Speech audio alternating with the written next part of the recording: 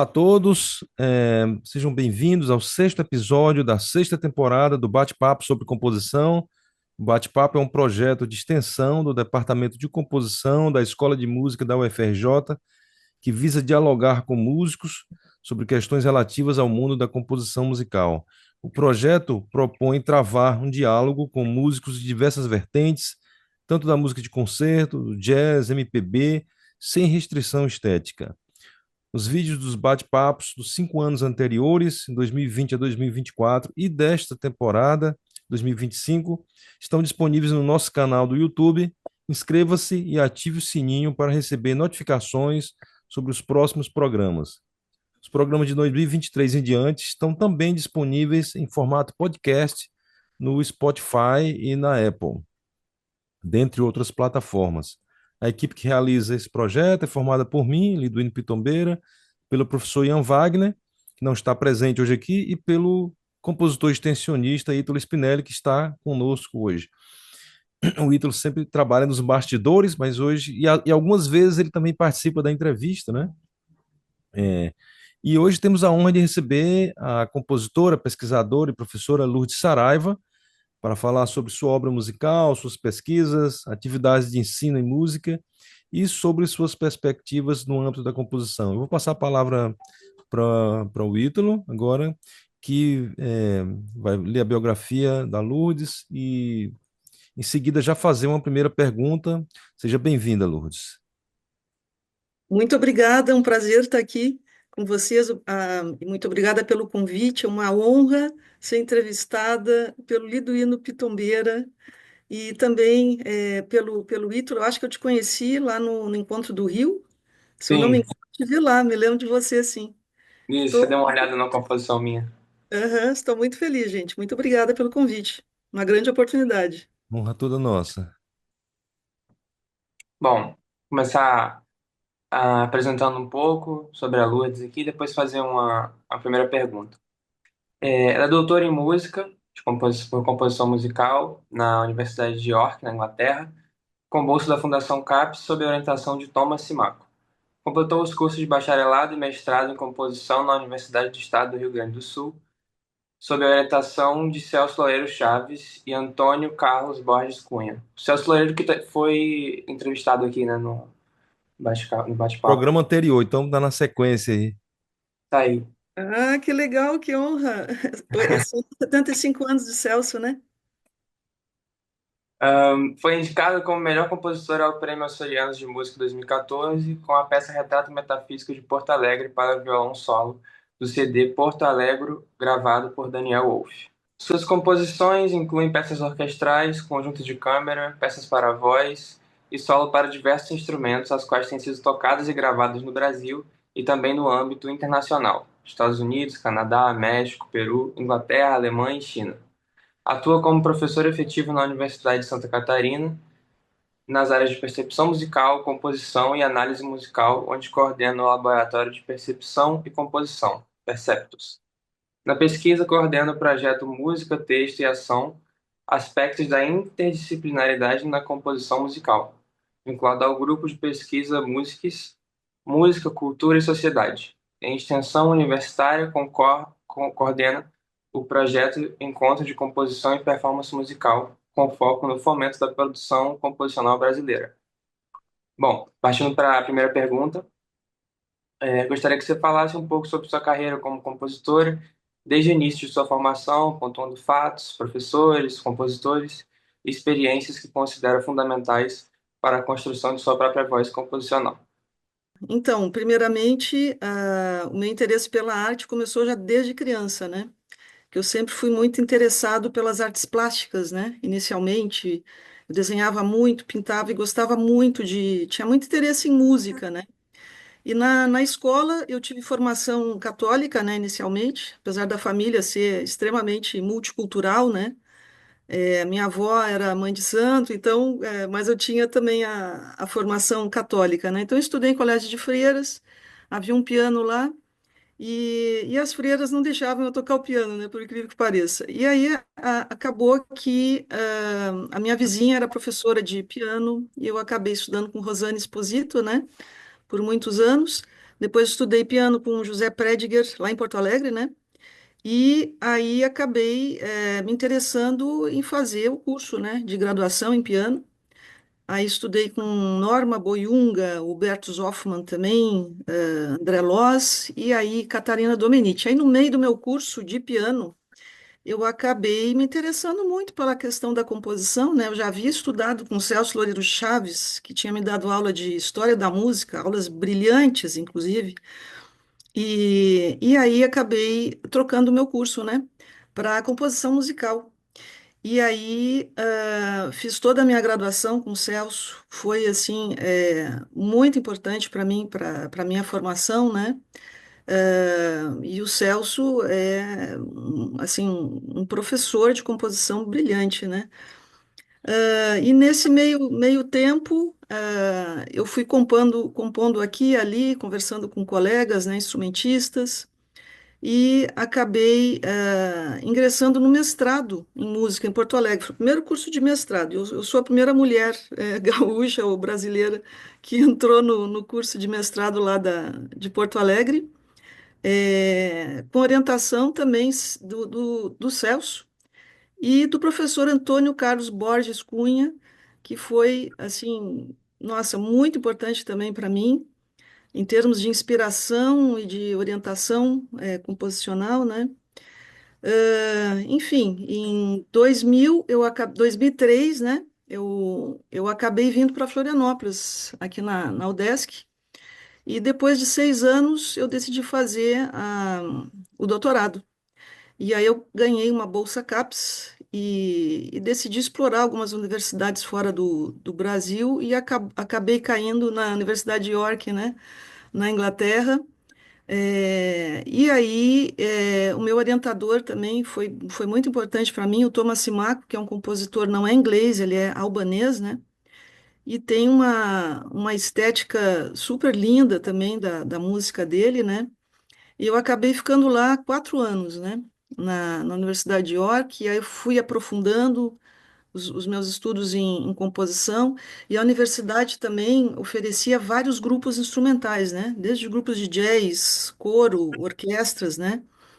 Grupos de câmara também.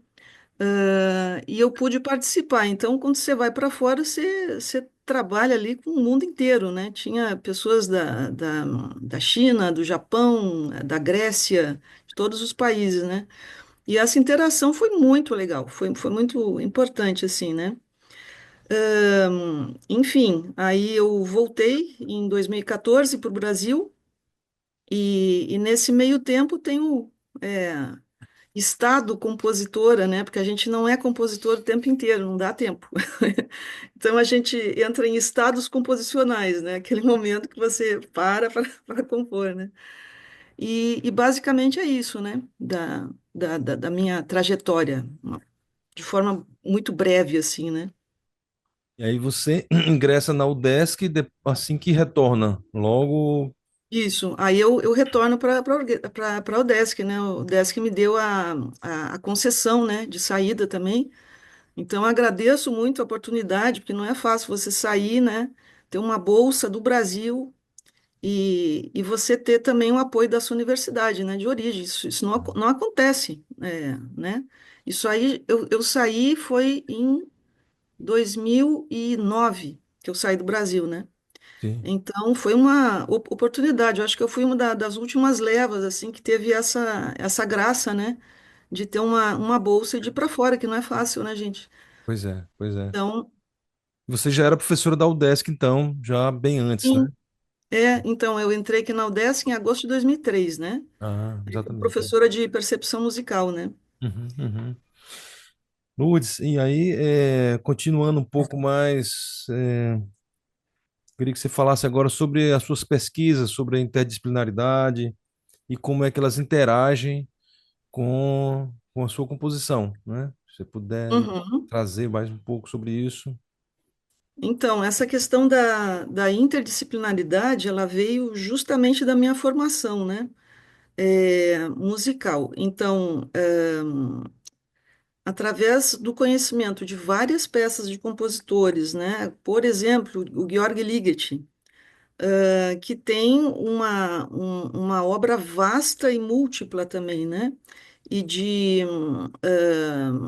inspirações diversas. O Ligeti, por exemplo, se inspirou na obra do Escher, foi um grande designer, né? Ou então em algumas ideias da própria matemática dos fractais, né?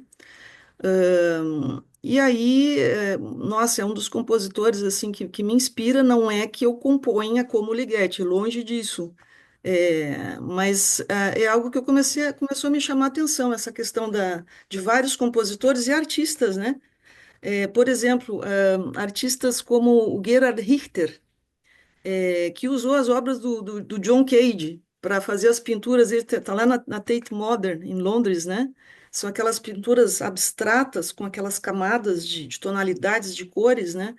Então, enquanto ele pintava, ele ouvia o Cage, né? E aí a gente tem, durante a história da música, várias intervenções, né, de poesia e música, que vem desde da Grécia, né? E no século XX a gente sabe, né, que explodiu essa criatividade, né, de interações diversas. E aí, como é que se espelha na minha música? Por exemplo, eu fiz uma peça para cello baseada em círculos de pedras, né? Como eu visitei vários deles na Escócia, na Inglaterra, porque estava no meio ali, né? Eu acabei me inspirando na construção arquitetônica de megálitos, né, para construir essa peça, né? Então, de que forma que essas ideias extramusicais, digamos assim, podem ser refletidas na estrutura ou em ideias, por exemplo, sonoras, né? É, então, é nesse caminho que eu vou construindo. E aí, acho que a maioria das minhas peças envolvem, né, alguma ideia de imagens não sonoras que conversam com as imagens sonoras, né?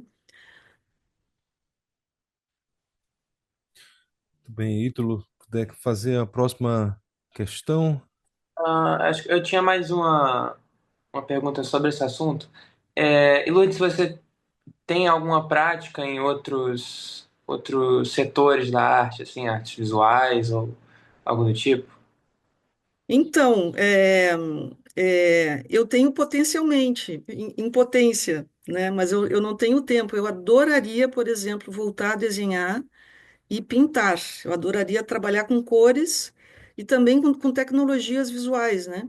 Uhum. É, é uma coisa que eu estou pretendendo futuramente fazer, Mas você envolver já teve, então, pelo jeito que você falou, você já teve essa experiência? de forma, digamos, autônoma. Eu nunca fiz uma formação em belas artes, né? Mas Uhum. eu adoraria, eu sinto a energia nas minhas mãos, assim, né? Querendo escultura ou qualquer coisa assim, né? É incrível. Bom, passando para a próxima pergunta, qual a importância do ensino no seu fazer composicional? Eu acho que o ensino e a interação com os alunos é fundamental, assim. Eu acho que é um ato de compor também, para mim.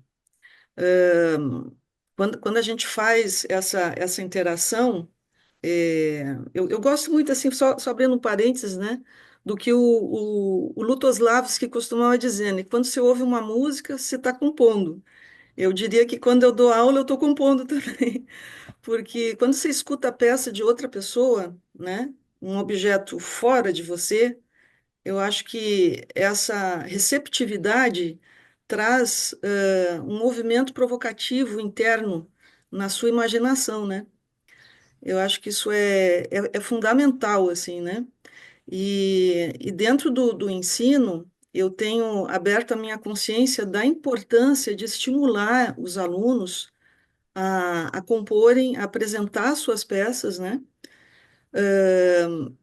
Eu, esse semestre, por exemplo, eu promovi o primeiro encontro de composição e performance, né, que é um projeto que começou há 2 anos atrás, né, e futuramente pretendo convidar o Liduíno e Pauxi, né, que eles estão vindo aqui por outro projeto, né, e eu acho que é muito importante, principalmente no mundo de hoje, que a gente está numa grande mudança de paradigma, são muitos desafios sociais, né, e eu acho que é importante a gente trazer essa questão da, de promover a arte, promover a criatividade humana, né? Eu acho que isso é, assim, fundamental. E eu tenho feito isso nas minhas aulas de composição, né? Atualmente eu dou, a gente não tem curso de composição aqui, nós temos uma pós-graduação, mas na graduação nós temos disciplinas de composição, né? E essas disciplinas têm sido muito bem sucedidas, assim, as turmas são cheias praticamente, né? E eu vejo uma coisa muito positiva na vontade dos alunos de compor, de se expressar, né? Então, eu acho que é nesse sentido, assim, tem sido fundamental, uma experiência muito gratificante para mim, né? Estar em sala de aula e ouvir os alunos, as diversas expressões que eles trazem, né? Seria isso. Muito bom, Lourdes. Aí eu queria ver agora a tua perspectiva sobre como você vê o estado atual da arte, né, da música, né, especificamente da produção composicional aqui no Brasil e na América Latina. E aí você pode, né, se quiser comentar sobre bienais, panoramas, esses encontros, né, esse nosso, agora o Rio Floripa, né, que a gente está chamando Uhum, chamando de Rio Floripa, que é o FRJ UDESC, e esse seu encontro também, que é importante, se quiser falar um pouco sobre ele, divulgar, se tiver links, né, para a gente. Eu não sei se é só ah, se é totalmente presencial ou se tem também parcelas online, concertos. Então fique à vontade para comentar como é que você está vendo a situação aí da música, aham. a sua perspectiva, como é que você está observando. Então, falar da América Latina, do Brasil, é um território vasto, né? Eu tenho tido uma espécie de despertar, assim, latino-americano, né? Pensando em termos de identidade cultural, né? Que é uma coisa vasta. E pensando em termos políticos também, né? Eu falo para meus alunos, a gente não vive numa redoma de vidro. O compositor, o artista não está, ele não está separado do mundo. Ele tá no meio da guerra, ele está ali, né? A gente sabe que a arte sobreviveu aos campos de concentração, né? Então, é algo assim que a gente pensando, né? O artista é para pensar, é para se conscientizar, né? E eu tenho, fazendo um parênteses, eu estou planejando uma viagem pelos Andes, né? De entrar, de ir ao Peru, de conhecer um pouco mais, né? Mas eu confesso que eu sou uma ignorante em termos assim dos festivais. O que está acontecendo no Chile? Eu lembro, no meu tempo de graduação, de vários festivais que ocorriam de música contemporânea, né? E eu acabei me afastando um pouco disso aí, né? E eu acho que eu estou começando um movimento regional agora, né? Então, aqui a gente tem, na Universidade do Estado de Santa Catarina, nós temos um apoio fundamental que é para promover encontros, né? Promover a gente tem a extensão muito forte aqui. E eu acabei entrando num edital o ano passado que se chama Primeiro Encontro, né? De composição e performance, que tem o objetivo justamente disso, de promover a, a composição brasileira, né? De também estimular a discussão, a reflexão, né? E aí eu acabei ganhando esse edital e nós fizemos, agora, faz umas 2 semanas, eu acho, um encontro de 2 dias que foi um absoluto sucesso, assim, né? Então nós fizemos um concerto, aí eu vou passar o link para vocês depois, para quem estiver assistindo, quiser assistir o nosso Perfeito. concerto, né? Fizemos uma mesa redonda, discutindo justamente essas questões é, que nós estamos vivendo dessa crise terrível social, né? Abordando a ideia do Zygmunt Bauman, né? Sobre a modernidade líquida e justamente essa é um movimento que eu vejo que está tentando destruir totalmente a criatividade e a liberdade do pensar, né? Esse movimento que a gente está vivendo agora. E eu estou tentando fazer um movimento contrário, né? Vamos fazer o contrário. Vamos trazer a serenidade da criação, da liberdade de expressão, né? E então, esse ano, como é ano de Júpiter, está sendo o maior sucesso em todas essas coisas, né? Porque aí eu consegui o encontro. Esse encontro, então, teve essa mesa redonda. Nós tivemos 3 masterclasses que foi oferecido para os alunos da UDESC e para a comunidade de Florianópolis, de Santa Catarina, né? E tivemos uma palestra da professora Catarina Domenici sobre teorias da performance, corpo, raça e gênero, né? Que foi fantástica, assim. Ela é uma das pesquisadoras líderes, digamos, no Brasil, no mundo, talvez, sobre essas questões de gênero, né? E nós tivemos um encontro com o professor James Corrêa, também, que deu um masterclass sobre música e eletrônicos, live electronics também, né? Que foi muito, muito legal. E assim, gente, eu preciso relatar que teve, assim, ó, 40 alunos, é muita gente, para cada encontro, assim, né? Então, teve uma receptividade incrível, isso mostra quantas pessoas estão interessadas, né? Em estar envolvidos com a composição, né, com a sua própria expressão, né? Então foi muito legal. E aí nós vamos ter agora um encontro muito legal que está reunindo Paulo Chi, está reunindo Liduino, Yuri, mais o professor é, Luigi Irlandini aqui da UDESC E a Flora, e, né? Flora e a também. Flora agora. A Flora entrou agora, Entrou né? agora, isso. Que é a nossa professora aqui de prática de estúdio, né, compositora maravilhosa também. Então, eu diria que isso começa da gente, né, Liduino? Eu acho que a primeira coisa, quando a gente fala o que que eu estou fazendo como compositora, como professora, funcionária pública aqui, o que que eu estou fazendo diante Uhum. disso tudo está acontecendo? O que que a gente tem que fazer isso, né? Verdade, Está é sendo verdade. muito, É, muito interessante. Liduino é. está vindo para cá agora, mês que vem, né? Isso, eu e o Paulo X estamos aí 23 e 24 de outubro, né? A gente tem a Mas segunda que fase do maravilha. nosso encontro, né? Que começou aqui no Rio, né? Que os Aham. alunos adoraram o seu masterclass, né? Ai, Tanto os muito alunos da obrigada. graduação e da pós, as pessoas sempre comentam aqui, né? Olha, que maravilha. E aí o Ítalo talvez quer agora fazer mais entrando agora nas obras, né? Falar um pouquinho sobre, Eu sobre queria só terminar minha fala, Sim. se você Ah, pois se não, for. pois não. Tem mais coisa ainda pela frente. Então, Sim, falando em termos regionais, né, e não de Brasil, eu sei que tem muita coisa acontecendo em São Paulo, Rio, né? Vai haver o encontro das novas tríades em Santa Maria, no Rio Grande do Sul. Eu posso divulgar o link também, para quem quiser se inscrever, né? Que é sobre composição e performance também. Ele está perfeito. aberto para vários gêneros de música, né? Quem está promovendo é o professor Paulo Rios Filho, compositor baiano, né? E ele tem apoio agora, eu acho que é da FAPESC, se eu não me engano. É bom, depois vocês olham ali, porque eu não lembro de cabeça assim, né? Você Mas ele passa o link conseguiu. para a gente, né? A gente coloca aqui na descrição do vídeo, para quem for assistir já busca. Uhum. Legal, perfeito. Não, pode E continuar. depois.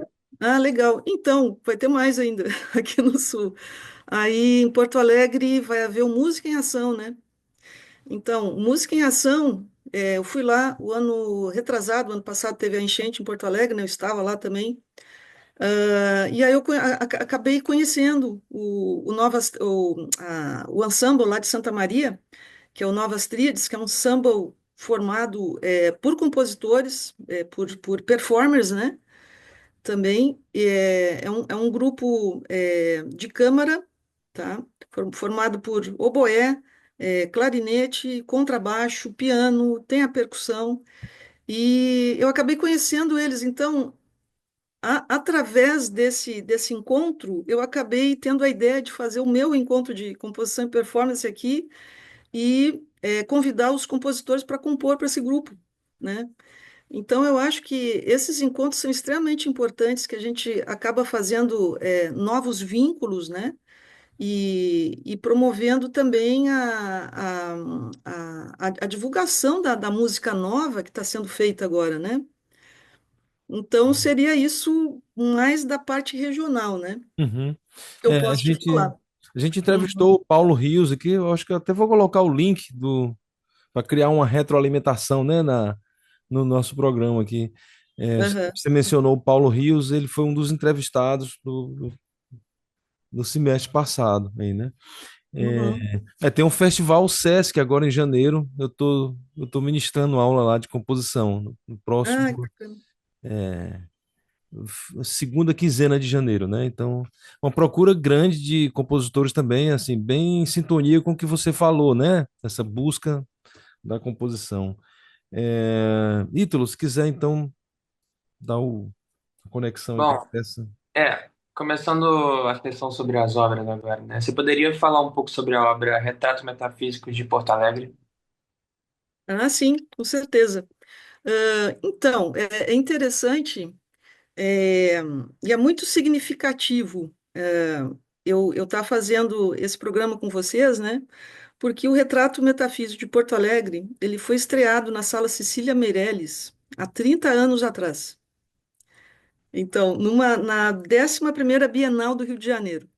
E foi uma das primeiras obras, assim, eu tinha me formado na graduação e eu recebi um convite do compositor James Correia, que tinha um projeto na época, lá em Porto Alegre, isso, né? De convidar vários compositores. O nome do projeto era Projeto Retratos. Então, cada compositor ia fazer retrato de alguma coisa. E eu acabei fazendo esse retrato metafísico de Porto Alegre, né? Porto Alegre, aqui no Brasil, a gente tem essa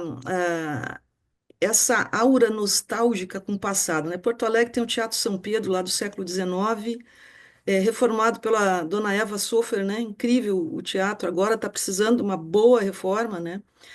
E nós temos essa aura do passado ainda, né?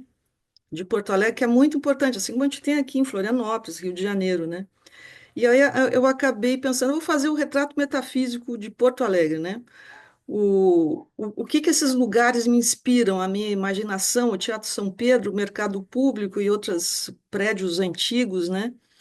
E, enfim, acabei compondo. E aí, o que que aconteceu com essa obra? Essa obra tem uma coisa que eu acho fundamental para os compositores, que é a relação, de colaboração entre intérprete e compositor ou compositora. E eu acabei trabalhando, porque eu não toco violão, né? E violão é um instrumento muito difícil da gente compor. E eu acabei, trabalhando essa obra passo a passo, né? A parte técnica, com o próprio James, que é violonista, né? Então a gente ficou uns 4, 5 meses. Eu inscrevi a obra para a Bienal, foi convocada, né? Foi aceita a obra, e o próprio James tocou, né? E, enfim, aí depois eu estava lá no doutorado, anos depois, né? Estava fazendo doutorado, o Daniel Wolff me contata, né? Eu lá na Inglaterra, ele em Porto Alegre, ele disse: Olha, eu gostaria muito de gravar a tua peça e de fazer uma edição. E aí eu vou mostrar para vocês. Ele fez esse projeto aqui, e esse aqui é um álbum de partituras de composições para violão solo, né? Tem até uma coisa meio do Rio Grande do Sul aqui, né? Dos Pampas e tal. E aí ele acabou fazendo música gaúcha para violão, né? Ele foi o editor e é um trabalho muito muito bacana. E além desse aqui, ele gravou o CD, né? Hoje em dia não tem mais CD, né, Ítalo? Então aqui, ó, foi gravado esse Porto Alegre, né? E fez um trabalho muito bonito. E eu acho que a obra revisita de novo o Rio depois de 30 anos, com digamos assim, esses rebentos, né, da obra. Eu acho que cada obra da gente, ela vai crescendo com o tempo, né? Ela vai se transformando, ela não é fixa, né? E, enfim, eu tenho um prazer muito grande de mostrar ela aqui, né? E essa obra é o seguinte, o que que ela tem musicalmente? Eu me inspirei bastante nas levadas rítmicas, a gente está falando de América Latina, né? De levadas rítmicas da música crioula, ali Argentina, Uruguai, Paraguai, né? E também de sonoridades de percussão do violão, né? Que se usa bastante ali, nessa região, né? E ela tem um motivo cromático, né? Inicial, pequenininho, que vai expandindo, né? Durante toda a obra, né? Então essa obra é uma obra muito importante, assim, né? E eu fico muito feliz de mostrar ela de volta no Rio, depois de 30 anos. Aniversário dela, né? Pois é. E aí Coincidência. você trabalhou, digamos, sessões, movimentos, e aí dialogava com o violonista, como era o processo? Porque Sim. violão tem coisas impossíveis de fazer, aí ele já te orientava nesse, Aham, dialogava aham. com você nisso aí. É Com interessante esse certeza. processo. Foi bem assim, passo a passo. Eu fazia a primeira parte, aí depois, claro, nenhum método, nada é linear, né? O Sim, pensamento da gente não é, né? Aí isso. depois eu fui arrumando alguma coisa aqui, ali, né? A ordem, né? Das sessões. Mas, enfim, eu fico muito feliz, né? De poder mostrar ela agora. Aniversário de 30 anos dela. Então, para quem está assistindo o programa, o link dessa obra tá aqui abaixo na descrição, né? E aí eu queria Uhum. que você falasse sobre outra obra agora, que é Poem to an Ancient Tree. Hum.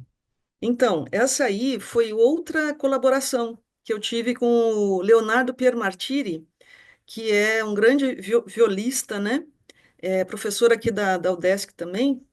E aí, como ele tinha um projeto de pesquisa, e ele estava no meu projeto de pesquisa, de interdisciplinaridade e tal, né? Ele acabou me recomendando, como é que se diz? Comissionando, Encomendando mesmo, é. encomendando a obra e a mesma coisa.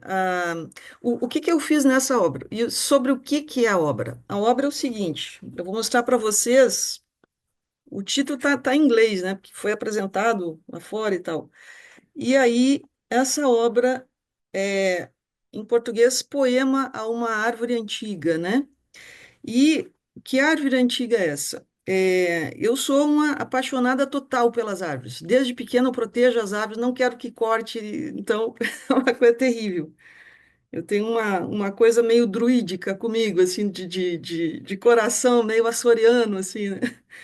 Então, ocorreu que eu fiquei sabendo de uma história de uma árvore nos Estados Unidos, de uma floresta, em 1964, um estudante pediu licença lá para o Parque Nacional, né, chamado Peak Wheeler. É Wheeler Peak, o nome desse lugar, que é um lugar remoto, difícil de chegar, numa montanha árida. E aí ele estava pesquisando o crescimento dos anéis das árvores. Aí ele foi lá, viu esse pinheiro, que é essa espécie aqui, ó, que é desse livro maravilhoso, gente. Eu posso mostrar o livro, né? Ancient Trees, é de um fotógrafo chamado Edward Parker e Anna Lewington, o nome desse. E é um livro sobre árvores antigas do mundo inteiro, né? Então, esse pinheiro aqui, ele cortou o pinheiro, né? E aí ele descobriu, contou os anéis, tinha mais de 4.800 anéis. Então, era uma das árvores mais antigas dos Estados Unidos, era um fóssil vivo. E aí, claro, que teve uma comoção terrível. Ele ficou, nossa, eu assassinei essa árvore, né? E aí eu fiz essa música em relação a isso, né? É, em relação a essa morte dessa árvore, né? E então, eles têm, não sei se vocês conseguem ver, eles têm uma forma incrível do tronco. O tronco, ele é todo contorcido, né? E são árvores que sobrevivem imagina, 5.000 anos numa montanha com vento, com sol, com seca, com tudo, né? Então, eu acho que é o símbolo da resiliência, né? Também. E aí eu acabei me inspirando no formato, nos sentimentos que essa história me trouxe também, e eu acabei explorando um tema central para a viola, e também as sonoridades expandidas, né? Como, por exemplo, pressão de arco. Tem um outro efeito que é o que eles chamam helicopter bow, né? Bowing, que é um tipo de balanço que faz com arco em cima das cordas, que formam um outro som, assim, né? Então, o que que eu fiz? A transformação da sonoridade para o ruído, uma espécie de modulação, e de volta de novo. Então, essa peça tem esse percurso, né? De sonoridade para o ruído, volta para a sonoridade, né? Faz esse jogo, assim, né? Então a peça é sobre essa história, né? E aí ela foi executada agora nesse nosso encontro, agora 2 semanas atrás, né? Pelo Léo de novo. E eu pretendo gravar ela, né? Em estúdio também, essa peça. Muito bem.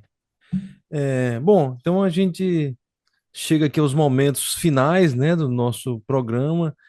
É, Queria te agradecer, então, Lourdes, pela participação, né? Nos vemos daqui a quase um mês, né? Estaremos Quase aí. fez. Uhum, Se você quiser enviar alguma mensagem, se o Ítalo tiver mais alguma pergunta, fique à vontade também, mas eu queria agradecer pela participação. Pode mandar a sua mensagem para os nossos ouvintes aí, para os nossos alunos aqui que sempre participam desse programa, né? E eu queria te pedir para ficar depois, que eu vou parar a gravação aqui para a gente se despedir, né, em off. uhum. E basicamente é isso. No próximo mês vamos ter uma outra compositora, depois a gente divulga, né? Fique à vontade para mandar sua mensagem final e aí a gente se despede de todos. Então, foi um grande prazer, assim, eu fico muito feliz de poder falar, ter essa oportunidade de conversar com o Liduíno, que eu sou uma super fã da tua obra. Obrigado. Assim, nós aqui todos somos muito fãs da tua obra, da tua importância como compositor brasileiro, assim, e Obrigado. dizer novamente que eu fiquei muito feliz de ter ido para o Rio, né? Eu já visitei o Rio umas 2 vezes, tenho ancestrais cariocas também lá, do século XIX, de novo, né? Eu acho que, tô falando de ancestralidade, é uma coisa muito importante, né? A gente vê a nossa história, de onde é que a gente veio, para onde é que a gente está indo agora, né? Eu acho que no mundo atual a gente tem que parar um pouquinho, prestar bem atenção para não sair fora do nosso centro, né? Que é uma coisa que tá sendo um apelo, assim, né? De outras vozes, que a gente não se expresse, que a gente não amplie a nossa criatividade, né? Então, eu acho que nós, como compositores, eu acho que todos nós, de todos os séculos, eu acho que é isso que a gente quer, né? Exatamente isso. E eu agradeço novamente, né? A oportunidade de ter a minha voz aqui como compositora, né? É, compositora do sexo feminino, de E- poder ser ouvida, né? Muito obrigada, gente. Obrigado. E até a próxima, pessoal. Até a próxima.